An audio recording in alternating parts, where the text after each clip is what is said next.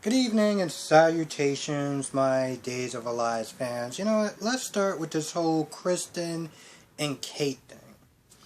Now, I've been a fan of this show for about maybe a year, 2 years, give or take.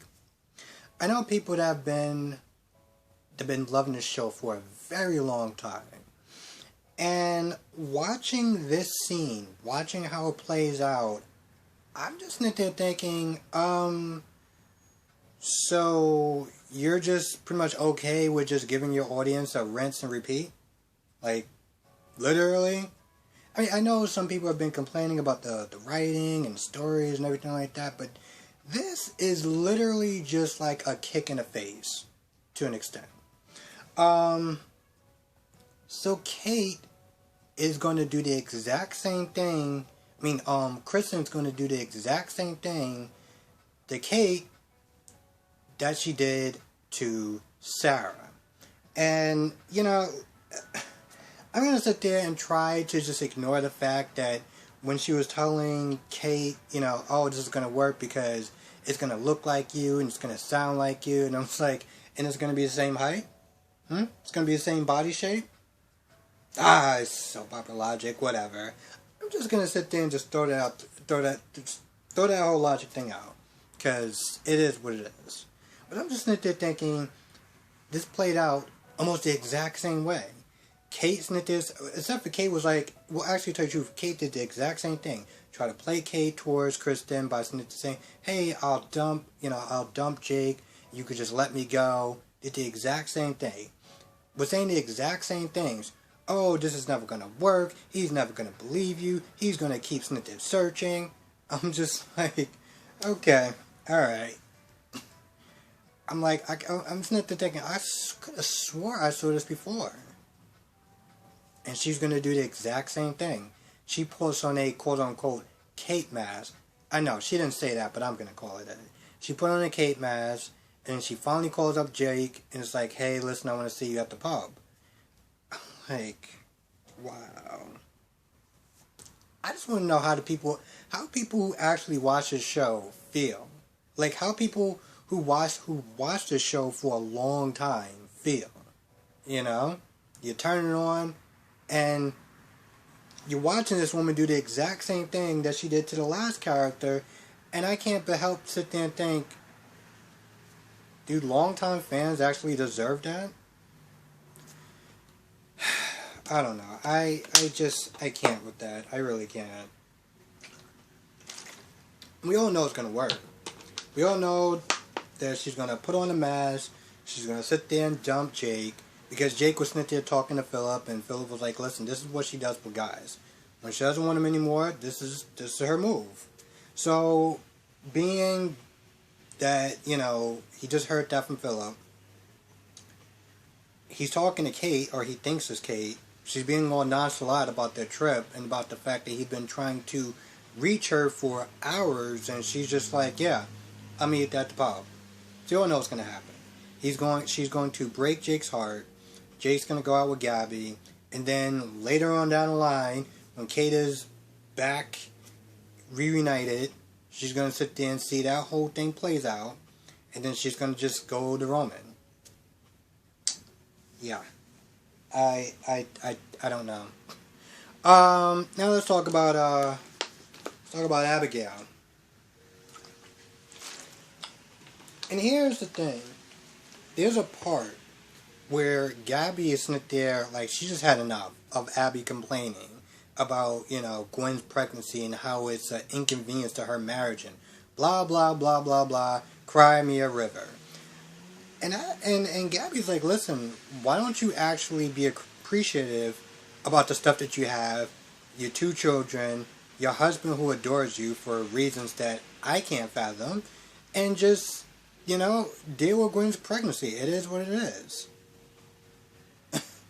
And, Abigail's like, but you have no idea what I'm going through. You don't know what it's like and blah, blah, blah, blah. I was like, it's one of those rare times where after Gabby said that, I was like, yo, everyone knows how I feel about Gabby. And I am 100% on her side with this. Like, literally, I'm 100% on her side with this. And at one point, Abigail sees that Chad is calling, and she's like, I can't talk to him right now. So Gabby grabs the phone and is like, yo, yeah, Abigail's right here, and she wants to talk to you. And I'm like, now, of course, Abigail was sitting there talking to Chad at one point, and, Chad was like, yo, so we going to do this whole marriage counseling today? And, Abigail was pretty much just like, oh, I don't feel like it, and blah, blah, blah. She started going to her whole feelings and everything like that, and, at some point, she just kind of just walked off, like, just walked away from him. She comes back later on talking about, oh, well, I don't want to lose you, and, my sister's having a baby, and it's just something that we're going to have to deal with, and, I'm going to work on trying to get past it. I was like, what I don't understand, it's not just the simple fact that she's just very self-centered, and is looking at her niece or nephew like it's an inconvenience to her marriage, which is just on a whole other level of messed upness. But the fact that she was pressing so hard to get Gwen to have an abortion. And I'm looking at this like, you have 2 children. You're a mother of 2. You would think that somewhere in that whole setup, that she would have some ounce of compassion towards her. I get you don't like her, but, she's going to be a mother. You're a mother of 2. You would think that any of that stuff would just kick in, but nope. She's too far. She's just too caught in her feelings, and I can understand. I'm starting to understand why Gabby doesn't like Abby now. I'm really starting to understand that. I really am. Now, of course, Gabby was meant to talking to Philip, and they was like, well, pretty much. I don't know who said it, but somebody was like, yeah, that we almost slept together, and. Philip was like, listen, I knew exactly what I was getting into. I knew you weren't over Jake, and I knew you were sitting there using me, and, I understand. It is what it is. Because they were talking about, like, fashion lines and stuff like that, and, Philip was like, listen, I don't know anything about this stuff, but you have an eye for this stuff, so I'll just trust you in whatever you decide. So they're about to sit there and talk about the whole sleeping together, or almost sleeping together, and that's when Abigail comes in and decides to grab her, to talk to her and everything like that. And I'm just like, she was actually she was actually at work, but you drag her away from work so we can sit there and talk about your little pity party. Okay, cool. Chad and Jake actually been somewhat civilized to each other for the past couple episodes, and I've been just really surprised. I mean, you guys have to remember, at some point, these 2 characters are about to literally go blow for blow, as far as fist fighting. They go from that to, Chad to talking about his feelings with Abigail and Gwen and everything like that, and they just were seeming like, they were somewhat civil to each other. And I'm just really surprised. I don't know. Whenever I sit there and think about those 2 and like how they started off and like where their direction may be going, I always think about this show called One Tree Hill with Scott, Lucas, and Nathan. They started off with being rivals, and somewhere along the lines they actually became like really good brothers and best friends. So I would definitely love to see how their relationship will play out.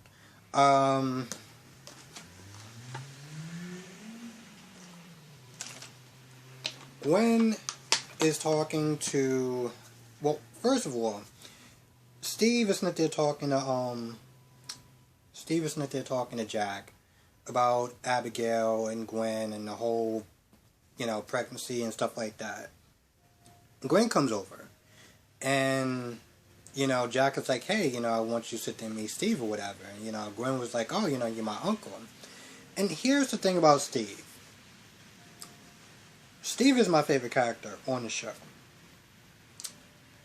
But with that being said, and I understand his reasons, but he was being kind of a dick to Gwen.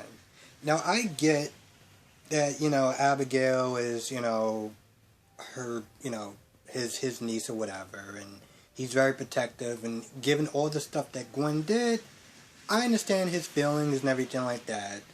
But, you know, when he said something along the lines of, you know, you should be sitting there begging Abigail for her forgiveness and, you know, all this other stuff like that, I was like, bro, listen, you're my favorite character, but, you're being a dick right now, and I totally don't agree with you. Like, no one should have to sit there and kiss that woman's feet. That's just, no.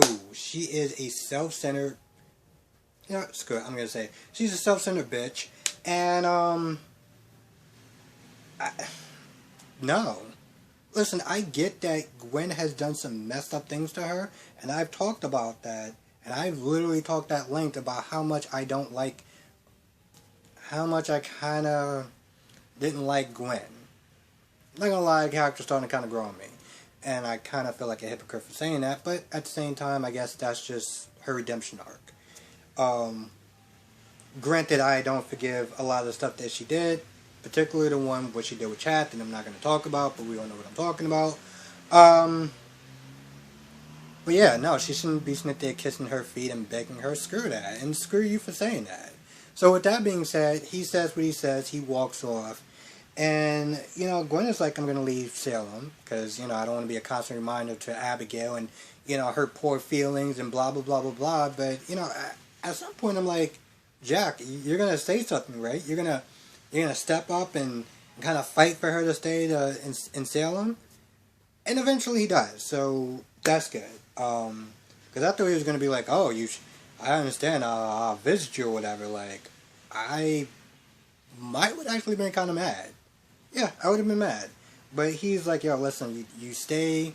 You're gonna stay in Salem. You got me. I got your back. And you're gonna move in. You know, you're gonna move in with me and Jennifer." Which he totally did not actually talk to Jennifer about until afterwards. But, you know, told her to pack her bags at Salem Inn and come back over here. Now, he does talk to Jennifer. I don't know what's going on with that whole, like she's, you know, I know she was leaving, and then she briefly comes in and do these phone conversations. And I'm just like, at some point, is she actually coming back, or, like, what is going on? But yeah, he does tell her that, you know, he invited, you know, Gwen to stay, you know, even without, you know, asking you if it was okay. But, you know, Jennifer's like, listen, it's your house too, that's your daughter. It is what it is. But, you know, once again, we got to be concerned about poor Abigail's feelings, so whatever. I can't. I can't with that woman. I really can't. Nope, can't do it. And I think the last scene, is Allie and Trip. Now, I'm not going to lie, somebody told me in another review, my GH reviews, that certain characters have to have a certain number of episodes to be in there, even when they come across as, well, filler. And to some extent, this is exactly what it did. Like, in a lot of ways, it kind of came across as a bit of filler. Pretty much, Steve was not there shadowing Kayla, and, excuse me, Allie was not there checking on Henry because he was crying a lot, and when she felt him, he was burning up. So she took him to the hospital, and, you know, Kayla let, you know, Trip take the lead as far as, you know, diagnosing him and stuff like that, and he did. Turns out it was an ear infection. So, you know, they was going to get some meds or whatever for him and stuff like that. And they talked for a little bit. I'm not going to lie, I don't think it really went anywhere, except for the fact that, you know, they just had a nice moment. You know, you talked about Henry, and pretty much how Trip was actually kind of freaking out on the inside, even though he was acting confident and in control on the outside. So they were talking, and at some point they looked like they were about to kiss. More or less, that's pretty much what wound up happening. I don't know, like, if people, like, check the description or whatever when they watch some of these soap operas, But it does say that they have a nice, sweet, tender moment or something like that, and they do, and that's pretty much about it. Other than that, yeah. I mean, Kayla and Steve talked for a little bit, and they talked about Trip, and yeah. I feel like they're gonna get closer as far as Trip and Allie, but I also know that Chanel isn't really seeing anyone, and you know she did have interest in Trip, but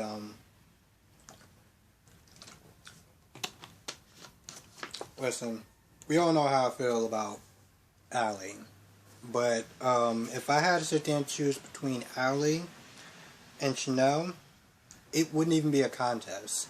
I wouldn't even have to sit there and think twice about it. I would choose Allie every single time. Now, granted, if Chanel didn't have the personality that she has, well, then it might be different, but it is what it is. Yep, so with that being said, I think that's about it. Only other thing I didn't really sit there and mention was the fact that Jake was sitting there looking for her a lot. Like, like I said, went to Philip's office and was sitting there asking Philip where's Kate at, and then of course, you know, he got the, well, he didn't get the news, but pretty much Philip was like, you know, this is what she does. That means she's over you. And Jake did sit there and call Allie and was just searching for her frantically because I guess they were, you know, they were supposed to go on that trip, but, you know, it was the next day and he still didn't hear from her. I think that's about it. And with that being said, I'm going to go. I want to thank everyone for watching. Be safe. Let me know what your thoughts are in the comment section below. I will catch you in the next video.